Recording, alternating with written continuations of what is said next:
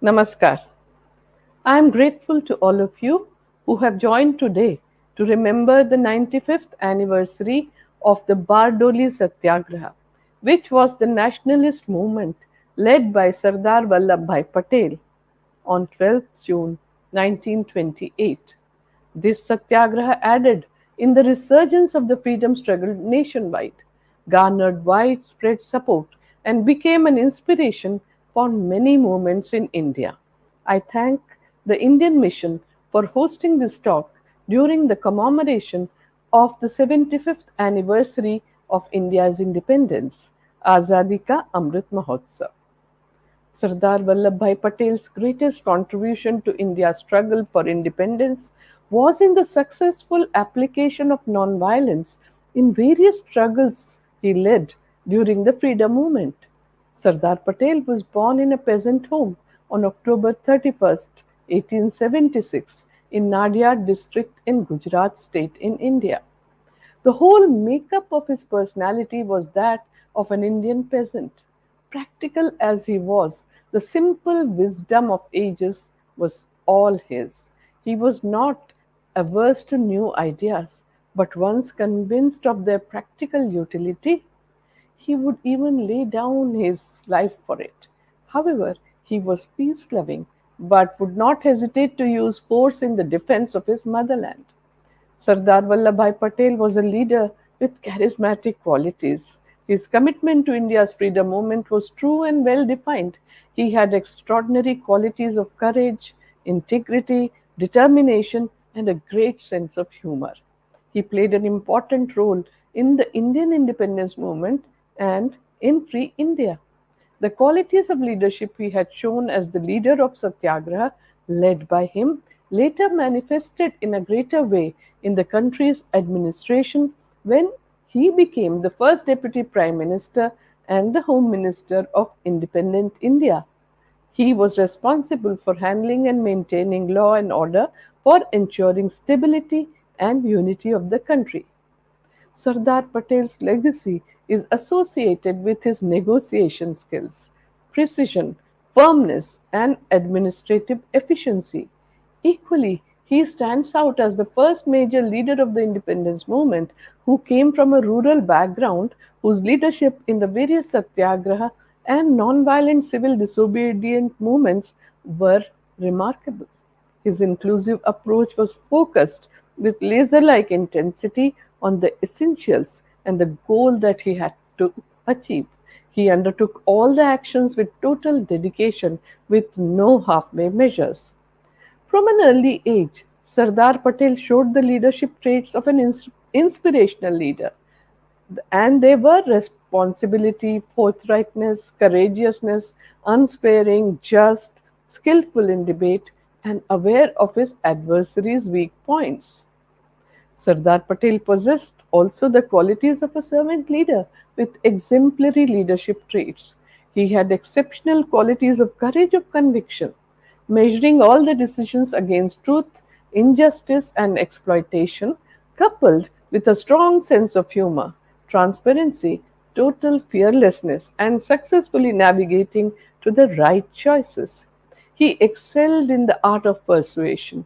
He kept people's interest at heart, and his organizing skills were always remained an inspiration for every Indian. Sardar Patel's clear and accurate conception of his objectives and goal played a significant role in the Indian independence movement and later on as well.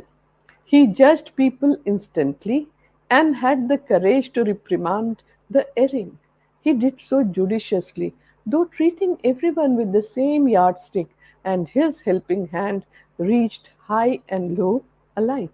In 1917, Sardar Patel entered the municipal politics of Ahmedabad. Soon after his election to the municipality, he established his authority and proved his mettle. He had an iron will to fight his way to victory.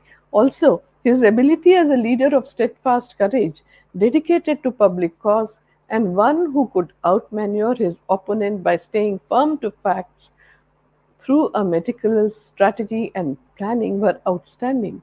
Sardar Patel, a public spirited young man of 42 years, came in direct contact with 48-year-old Mahatma Gandhi for the first time in November 1917 at the Gujarat Political Conference in Godhra.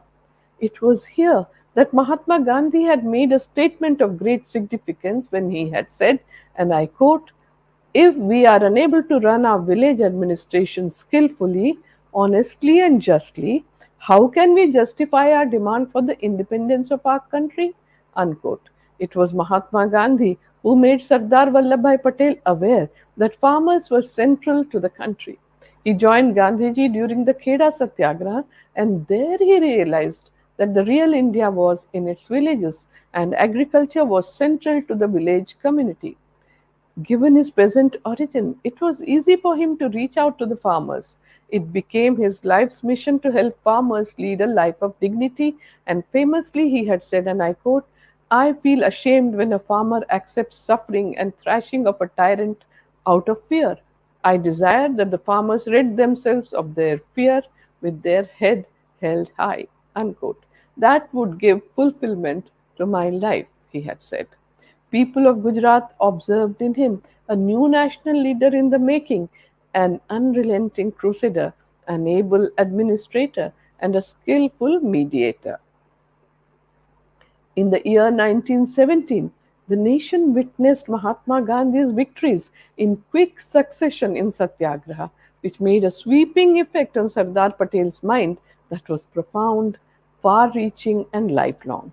It moved a mind that was resolute, analytical, and governed by reason. He saw the beginning of a new agrarian uprising which impressed him the most, as he was the son of the soil. This understanding irresistibly drew Sardar Patel towards Mahatma Gandhi, his methods of nonviolent civil disobedience, and Satyagraha. Thus, Sardar Patel became Mahatma Gandhi's chosen deputy commander, and henceforth it was his support in planning and implementation which was the most significant contribution to the various Satyagraha in India. In his 30 years of public life, Sardar Patel led 8 satyagraha in the Indian freedom struggle, starting from the Kheda Satyagraha in 1918, the Flag Satyagraha in Nagpur in 1923, the Bursat Satyagraha in 1923, the Bardoli Satyagraha in 1928, Ras Satyagraha in 1930, Mansa Satyagraha in 1938, Rajkot Satyagraha in 1938, and Junagadh Satyagraha in 1947. His substantial contribution to the Salt Satyagraha in 1930 and in the Quit India movement in 1942 were matchless. Sardar Patel had understood that the authority of even the most oppressive government ultimately comes from the consent of the governed, and if the people turn their backs on the authorities, it will be powerless. This satyagraha inspired millions of Indians to actively take part in the independence struggle. Sardar Patel's most famous intervention occurred in 1928 when he led a no tax agitation in the drought afflicted district of Bardoli in Gujarat, where he got the title of Sardar after the success of the Pride Satyagraha of Bardoli. Sardar Patel's capacities as an organizer, speaker, persistent campaigner, inspirer of ordinary men and women were already known, which came to the fore in the Bardoli Satyagraha. Vallabhbhai Patel had paid close attention to the development of Bardoli district, as he was certain that someday a struggle that would have national significance would start in the area. Bardoli district was prepared for the struggle and the government presented the people and the worker with the opportunity. In 1926, government had made a land survey in the land assessment and the land assessment amounted to 30%. Thus, the villagers had to bear the burden of a twofold increase, one on account of the increased assessment and the other due to the higher assessment of the upper class. Vallabhbhai Patel and his associates minutely examined the matter and were satisfied that the peasants' cause of not paying the enhanced land revenue was just. As soon as Gandhiji learned that Vallabhbhai Patel had made up his mind, he said, and I quote, well then, there is nothing more to be considered. Go forward and victory to Gujarat. Unquote. With these words began a partnership. Vallabhbhai Patel was the leader and Gandhiji his advisor. Vallabhbhai Patel's leadership combined the wisdom of a peasant with unique courage, forthright diplomacy, and the expertise of a master tactician.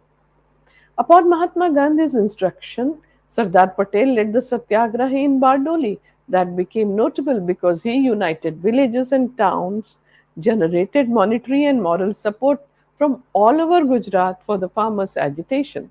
He was ideally suited for leading the campaign in Bardoli. He was a leader who was loved by everyone. Some of the traits of Sardar Patel's leadership that one saw in Bardoli were his steadfastness and firmness towards the goal he had decided to achieve. He had the ability of strong and fast decision making, which one could see in all his actions during the Satyagraha. Sardar Patel was always known for his influencing ability and team building. Vallabhbhai Patel's leadership combined the wisdom of a peasant with unique courage, forthright diplomacy, and the expertise of a master tactician. The skill was seen in both the Kheda and Bardoli Satyagraha. By 1928, he emerged as one of the most influential leaders in Gujarat, who was second only to Mahatma Gandhi. Mahatma Gandhi was the greater guide to Sardar Patel, who received daily reports and gave his advice when necessary, but largely confined himself to writing in the Navjivan and Young India newspapers about the struggle as it unfolded, and the entire country came to know about the Satyagraha. Sardar Patel's strategy was to establish 13 village camps in administrative blocks in Bardoli and assign the tasks to different leaders to mobilize and coordinate with peasants. The Satyagraha remained completely non-violent despite the forced capture of land by the British rulers. The main mobilization in Bardoli's Satyagraha was done through extensive propaganda via meetings, speeches, pamphlets, and door to door persuasion. Special emphasis was placed on the mobilization of women. Students were another special target, and they were asked to persuade their families to remain firm. Sardar Patel and his colleague also made constant efforts to see that they carried the constitutionalists and moderate leadership with them on all important issues. He copiously corresponded with the concerned officials of the British government. Sardar Patel toured around the district tirelessly and explained to people in his inimitable style the principles of Satyagraha.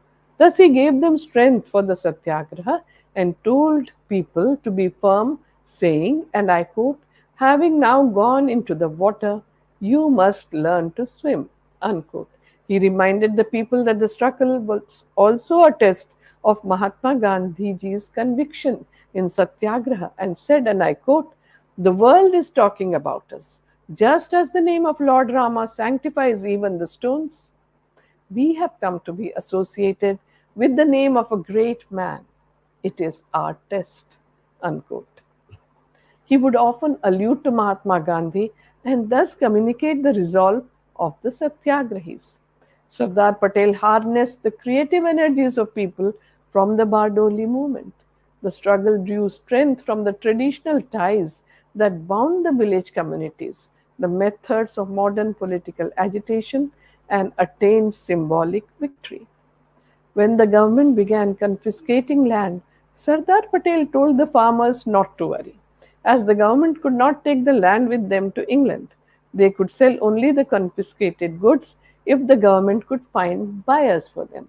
Thus, the unity among the local population was crucial for the success of the agitation. The government officers tried various ploys to destroy the unity, and Sardar Patel's heart, that well guarded sanctum, revealed itself.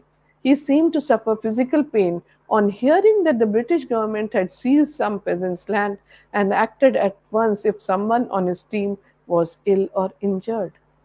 The Satyagraha in Bardoli changed the mood of despondence in the country, and it gave the Indians new confidence. It gave the peasants new confidence. The soldiers of this battle were about 80,000 villagers of Bardoli district.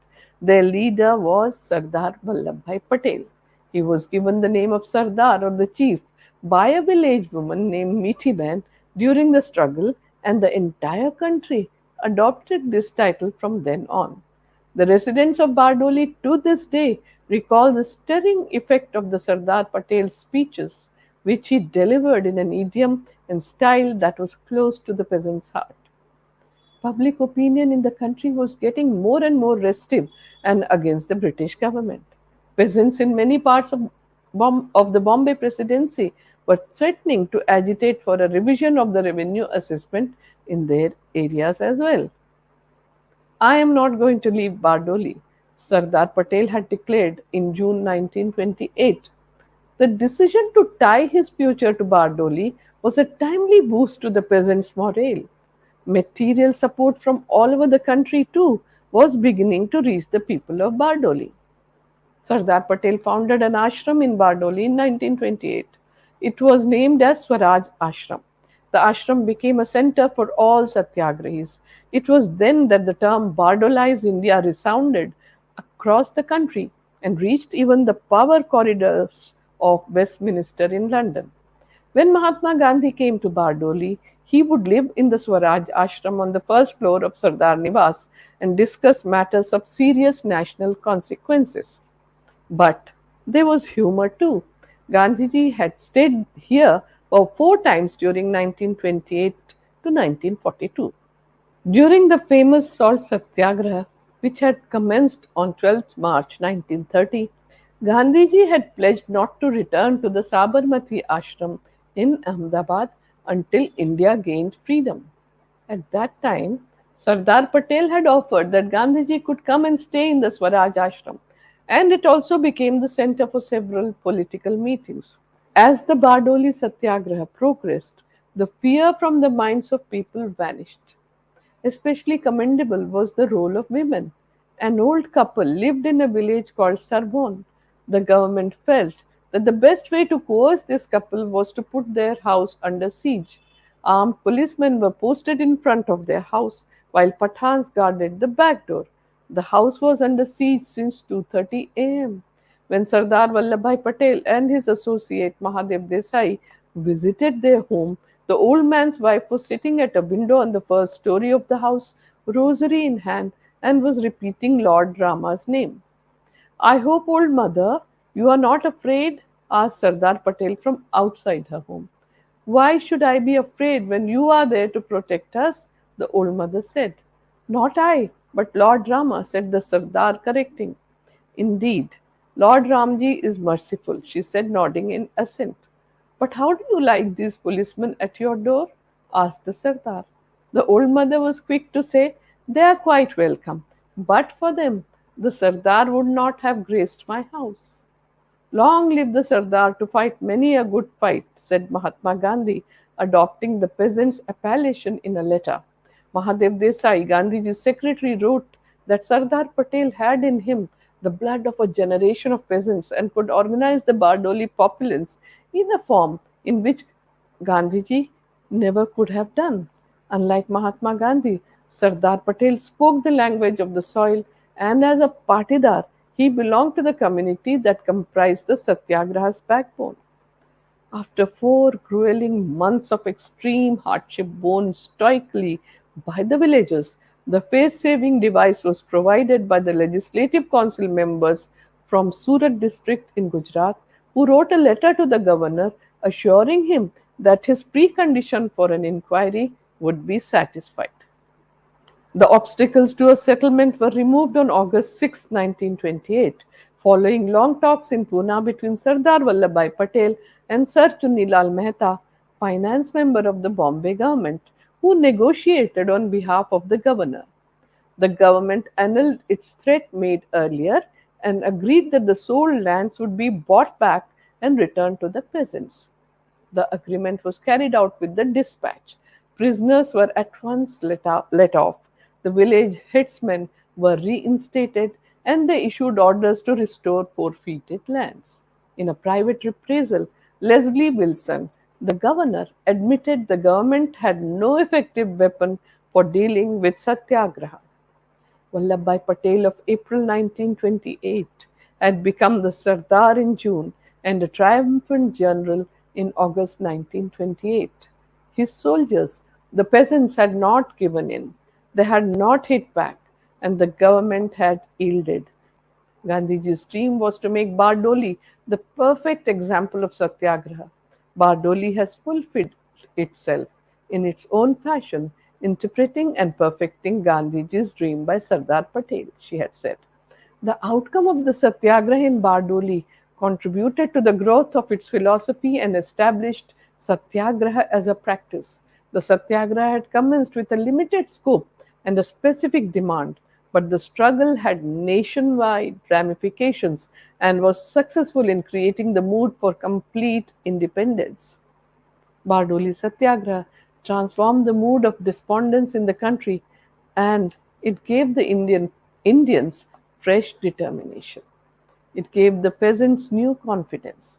The soldiers of this Satyagraha were about 80,000 villagers of Bardoli district. Mahadev Desai, the associate of Sardar Patel, wrote the story of Bardoli Satyagraha, and I quote, "He is ever on the move, without haste and without rest, his iron discipline ever so unrelaxed, paying the penalty of exclusive prerogative, speech making, often at midnight and often at 3 or 4 places in a day." Unquote. Indian Nobel laureate Rabindranath Tagore wrote after reading the story of Bardoli Satyagraha, and I quote, "I have finished your story of Bardoli. It has the spirit of the epic age in the narrative of the triumph of moral right over arbitrary power through a fight, moral in character, unique in modern times. I thank you and the leader of the fight and the fighters. Also, your great guide. My blessings." Unquote. During the Bardoli Satyagraha, we can see Sardar Patel's decisive and straightforward leadership that combined the wisdom of a peasant, his unique courage, forthright diplomacy, and the expertise of the master tactician. Mahatma Gandhi offered his years of expertise, his philosophy of satyagraha, and the charisma that attracted the attention of the world. The satyagraha remained thoroughly non-violent despite the forced confiscation of land by the British government. No detail was too unimportant or sordid for Boss Patel, wrote the Time magazine in 1947. In the post independent India, Sardar Patel emerged as an astute leader and an insightful statesman, acknowledged as the Iron Man and a founder of modern India. As a nation builder, Sardar Patel's unrelenting efforts towards the unity of the country brought success. A man of iron will and absolute fearlessness, Sardar Patel integrated Indian princely states into the Indian Union. He is one of the prestigious leaders of the world who became immortal by uniting a scattered nation without any bloodshed. He took over as the nascent nation's deputy prime minister and the home minister at a very crucial juncture in history and devoted himself wholeheartedly to ensure that the country, which was already partitioned, remained intact and united. The impact of Mahatma Gandhi's personality on Sardar Patel was tremendous, which gave him a new mission in life. The Bardoli Satyagraha was a turning point in the Indian independence struggle, and as Netaji Subhash Chandra Bose, who was the most prominent leader of the Indian freedom struggle, prejudged that it was a precursor to a larger battle that Mahatma Gandhi would wage. To honor Sardar Patel, a 182-meter tall colossal statue of Sardar Vallabhbhai Patel, billed as the world's tallest, was built in Gujarat, and National Unity Day is celebrated in India on 31st October to mark the birth anniversary of Sardar Vallabhbhai Patel. Sardar Patel's life is an inspiration for everyone, and the nation remembers his tremendous selfless contribution gratefully during the celebration of 75th anniversary of India's independence. I once again take this opportunity to thank the Indian Mission for hosting the talk. My special thanks are to all of you who have joined me online today. Namaskar.